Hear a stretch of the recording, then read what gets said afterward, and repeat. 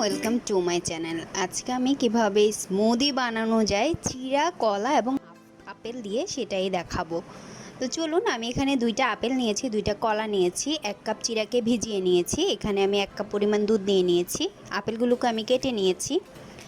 কাটার পরে এবারে আমি কলাগুলোকে ভালোভাবে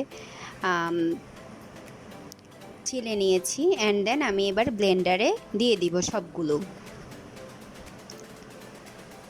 এটাকে অনেকেই স্মুদি বলে, জুস বলে। সো ইচ্ছে যে যেটাই বলুক না কেন, বাট এটা খেতে কিন্তু খুবই অসাধারণ। না বানালে একদমই বুঝবেন না।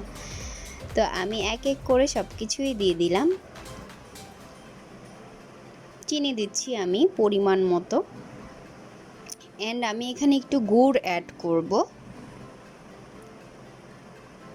আবার লবণও দিয়ে দিব 1 চামচের মতো। তো এখানে আমি পানি দিয়ে দিচ্ছি। প্রায় আমি এখানে 4 গ্লাস পরিমাণ আমি তৈরি করছি। সো আমি সেভাবে পানি দিয়ে দিচ্ছি। এবারে এই যে দেখতে পাচ্ছেন গুড় দিয়েছি।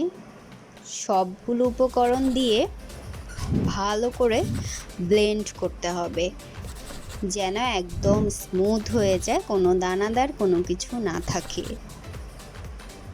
সো দেখতেই পাচ্ছেন কত সুন্দর হয়ে গিয়েছে, স্মুথ। আমি এই গ্লাসগুলোতে ঢেলে নিব। অ্যান্ড দেন এখন আমি একটি গ্লাস নিয়ে আমার আপুকে দিয়ে টেস্ট করাবো, দেখি কেমন হয়েছে, রিভিউ কেমন দেয়। আপু, এটা আপনি নেন, খেয়ে বলেন কেমন হয়েছে।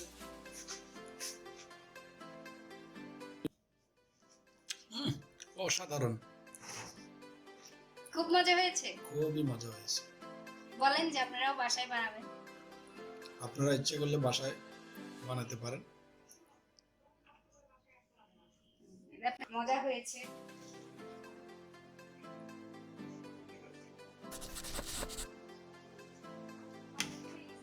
আপু আরো খাবে, অপেক্ষায় আছে। তো ভালো থাকবেন সবাই, আল্লাহ হাফেজ। অবশ্যই বাসায় ট্রাই করবেন।